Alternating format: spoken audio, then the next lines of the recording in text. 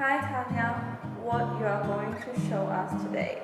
Hi Hannah, well today I'm gonna show you what's in my bag. Are you excited for that? Yeah, definitely.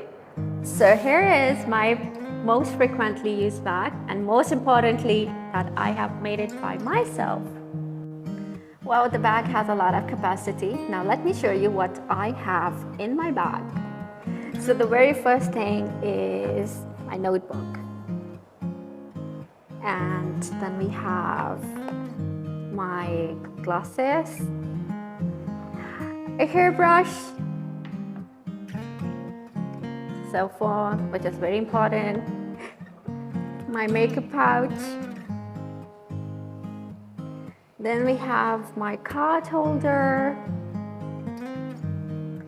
an umbrella, my AirPods, last but not the least, a pen. That's all.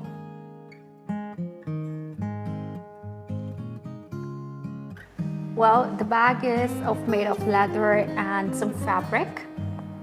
You can see that inside it has a lot of space. Then there is a button here. It's very light and comes with a strap as well. You can adjust the strap. It depends on you how you want to carry it. So if you like it, let me know. Well, I'm good to go now. Bye everyone.